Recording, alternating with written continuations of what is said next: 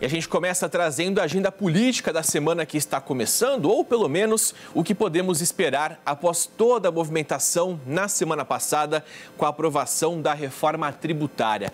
Vou conversar com a minha amiga Júlia Scherer, que está fazendo um levantamento, trazendo perspectivas para a semana que começa e agora traz aqui para a gente algumas projeções interessantes no nosso SBT News. Boa noite e boa semana para você, Júlia. Boa noite, Casagrande, para você, boa semana para você que nos acompanha também. E como você disse, né, na última semana havia uma agenda que acabou sendo adiada por conta dos debates, as discussões e as votações da reforma tributária. E agora a previsão para esta semana é a atenção voltada novamente para a CPMI do 8 de janeiro. A previsão é que nesta terça-feira retomem os trabalhos da CPMI que investiga atos golpistas. A expectativa é para o depoimento do ex-ajudante de ordem de Jair Bolsonaro, tenente-coronel Mauro Cid. Ele que está preso desde o dia 3 de maio pela Polícia Federal por supostas fraudes nos registros de vacinação contra a Covid-19.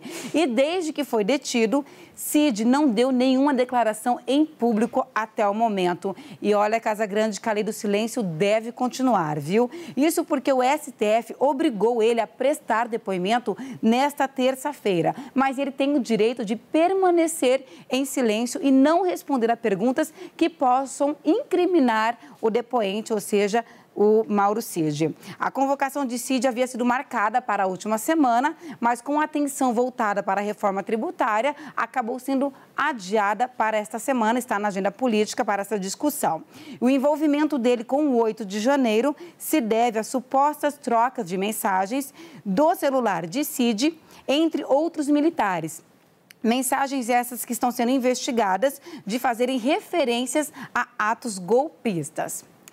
Já no plenário da Câmara, como até o momento não há nenhuma sessão deliberativa na agenda, os parlamentares devem voltar a sua atenção para as comissões e também para analisar alguns vetos presidenciais, né? Nas comissões serão discutidos temas da ordem da segurança pública, que deve debater a política nacional de enfrentamento aos crimes transfronteiriços, crimes do esporte e também a readequação de velocidades para a segurança de pedestres e ciclistas.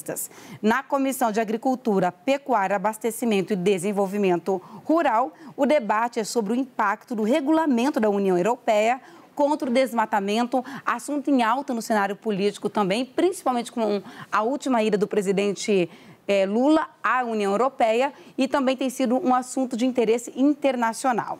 Já no Senado, a pauta é voltada à educação em tempo integral, uma aposta para combater a evasão escolar. Agora, a reforma tributária também continua nos destaques do cenário político essa semana. Isso porque, após ser aprovada na Câmara, ela segue para o Senado. E diante da expectativa de que a oposição possa requerer mudanças no texto, e a oposição já se pronunciou sobre exigir algumas mudanças no texto base que foi aprovado, o presidente Lula e a base governista começam a articulação e as estratégias para garantir que o texto passe pelo Senado sem muitas mudanças. Mas o Senado espera uma maior discussão da reforma, com a possibilidade ainda de que o texto passe por um grupo de trabalho da Comissão de Assuntos Econômicos ao longo do segundo semestre para melhor análise e compreensão dos senadores. O próximo passo será a definição do relator da proposta no Senado, que deve ser indicado antes do recesso de 18 a 31 de julho. Para os governistas, a votação deve sair até o final do ano e, se passar no Senado, a reforma vai entrar em vigor a partir de 2026.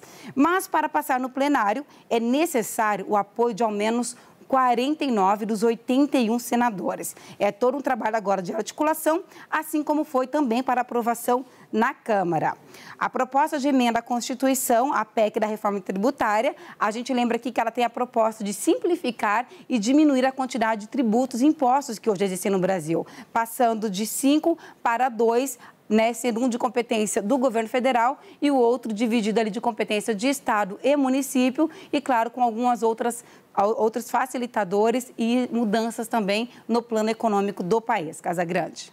É isso, Júlia. A gente sabe que realmente vai ser uma agenda bastante movimentada, até porque a gente tem ali uma semana, que é a semana que eu digo da ressaca, né? A semana dos desdobramentos do que foi a super semana econômica que terminou aí na última sexta-feira. E claro, é o nosso papel do SBT News monitorar tudo isso e traduzir para você que está nos acompanhando, não só aqui na TV, como também no nosso portal de notícias. Até já, Júlia. Obrigado.